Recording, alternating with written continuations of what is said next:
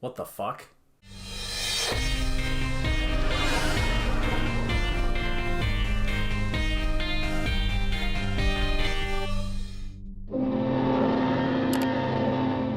Hello everyone, welcome back to the channel. Today we're going to be talking about Beau is Afraid. As you can see, I have some new displays up there. This video is not sponsored by Displate, but I wanted to point out that I've been sort of messing around with my setup a little bit. Might do some more changes as we move forward. We'll see. I'm always kind of just testing out new setups. But today we're talking about the latest Ari Aster film, which is called Beau is Afraid. It's sort of a horror slash comedy slash dark humor drama, I guess. I don't know. It's kind of difficult to categorize this film because it tries to be a whole lot of things at once, and we're going to talk about every single one of them. Again, this is directed and written by Ari Aster, who is most well known for directing 2018, I believe it was, Hereditary, which is to this day one of my favorite horror films of the 21st century. I think it's excellent. Then he made Midsummer, which I thought was a little bit overlong, sort of a little self-indulgent, but I did enjoy it for the most part. I thought it had good themes. I thought it was a gorgeous-looking movie, so I'm always going to be excited to see what Ari Aster will do.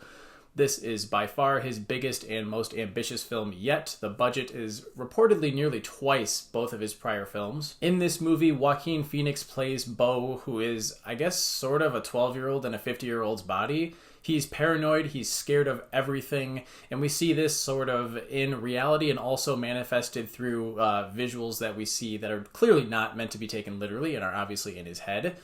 And some of these issues clearly seem to be due to his overly controlling mother, who invites him home for a sort of a family reunion. At the start of the film, he's preparing to sort of fly home for just sort of a family reunion, and that's what sort of jumpstarts the plot. A bunch of things start going wrong, and from there it is just a non-stop conveyor belt of trippy visuals and sort of just this really surreal, bizarre film. I guess you could sort of compare this film to something along the lines of Under the Silver Lake, which is a film that was very surreal. Again, you don't know what's real and what's not real, and just a lot of bizarre visuals and stuff like that. Beau is Afraid definitely indulges in that a lot, but it's also an Ari Aster film, so it has a lot of subtext and sort of themes to it as well. Again, this is by far his most ambitious and expensive movie to date, and I really respect that. I respect that a studio like A24 allowed him to sort of execute his vision in its entirety without editing or filtering any of it out. This is just completely 100% unfiltered, unhinged Ari Aster giving us some messed up shit. And unfortunately, this is going to be one of those cases where I really respect the attempt, I respect the filmmaking behind this, and I respect the filmmaker,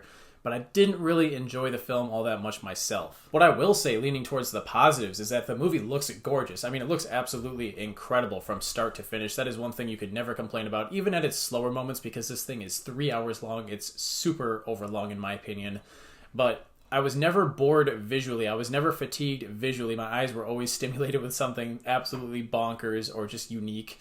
And that's something that I really appreciate. And there are things, like, I don't want to get specific, but some very monstrous things in this film that I have not seen anywhere else. I don't know who the hell else could come up with something so perverted and bizarre.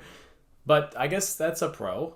Joaquin Phoenix does an excellent job of combining Beau's innocence and instability into one package and sort of making this character feel larger than life because, again, he's the central character here. There are a couple of other supporting characters that pop up here and there, but he's the only one that's really consistently in the film from start to finish, and it's his journey that we're following after all. In terms of supporting actors, Nathan Lane pops up, delivers a good performance. Him and Amy Ryan have a nice dynamic, and Parker Posey, nice to see her in there as well. They were kind of the three standouts for me, although there were definitely others. I just don't want to sit here and point out every member in the cast, but everybody did a great job. The storytelling and the overall sort of direction that the film goes in later on is what really let me down here. Again, this is 3 hours long, and when a movie's going to be 3 hours long, it needs to justify that runtime. It needs to be meaty. It needs to sort of grip me from start to finish. If there's a big lull in it, then I'm going to be like, well, why wasn't this just 2.5 hours? It could have easily trimmed off a lot of it, and unfortunately, this is one of those cases. I will say that for the first hour or so of this movie, I was on board. I was immersed. I liked a lot of the thematical things that were happening. I was really intrigued by Beau as a character.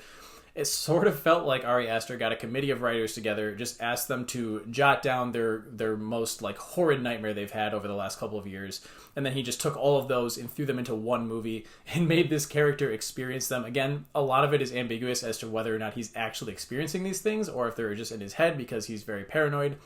And we're never really told specifically, like, if he has an actual mental disability, although his psychiatrist does prescribe him anxiety medication, so we know there's that going on at least. But all in all, the first hour does a great job of putting the audience in Beau's shoes and sort of showing his POV of this horrific, disturbing world that he lives in. And from there on, as the movie went on, I slowly lost interest. I think it was about the point where Beau finds himself in this forest surrounded by this sort of theater cult that I really started to lose interest. I think there are some cool ideas in there, certainly visually. I mean, you've seen in the trailer, there are some unique uses of like theater sets and like cardboard houses and things like that. Just a lot of cool Ari Aster gimmicks that he has done visually in his previous movies, but I appreciated seeing them here.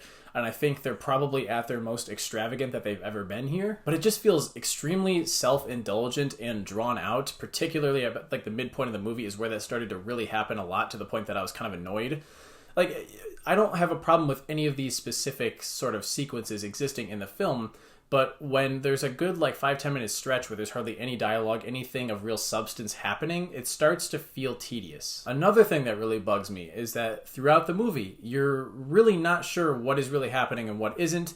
Obviously, people are going to be making like hour-long videos deciphering what could be real and what couldn't be based on sort of evidence, but again, I think it's a little too ambiguous. They don't really give you a whole lot of signs, or I could be wrong, but going back and rewatching this film, I don't feel like I'd be able to pick out Easter eggs that sort of reveal what is really happening and what isn't. Obviously, there are some things that are just so ridiculous and rambunctious that they couldn't possibly be real inside of our reality as we know it. But there are other things that do seem like they could really happen, but they all stack up on top of each other to the point where I think it would be ridiculous if they all happen to occur to poor Beau, because, I mean, he just has the shittiest luck in the world if this is truly how his life goes. The real shame is that as it goes along, it gets slower and slower, and I was kind of hoping it would do the opposite. The first hour, again, is when I was the most intrigued. It was when I was the most invested in this character and this story.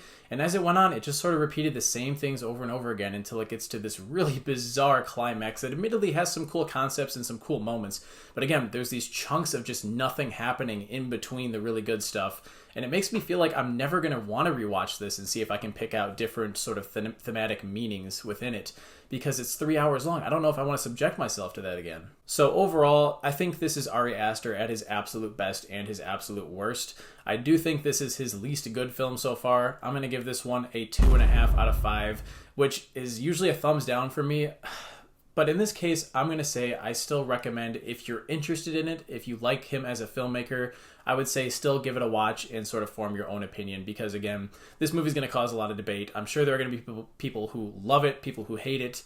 And, you know, I don't want this to turn into a battle where it seems like a lot of fans in this sort of community will attack people if they are on one end of the extreme or the other. I don't think either camp is right. I fall somewhere along the middle. Doesn't mean I'm right either. Again, I really like a lot of the technical elements, the acting, the cinematography, all top-notch. It was just a little too self-indulgent and overlong for my taste. And ultimately, the themes were so ambiguous that I'm sort of reverting back to the most simplistic possible explanation for everything that's happening. I don't know if there's supposed to be a deeper meaning. Again, I just don't feel like sitting around thinking about it for hours and hours and having to rewatch a movie that's already 3 hours long just to understand what the filmmaker was sort of getting at. But as always, guys, those are just my thoughts on Beau is Afraid. Do drop your thoughts on the film down in the comments if you have seen it. Just remember to be respectful of other people's opinions, because obviously all film criticism is highly subjective, but this specific case I feel will be very polarizing.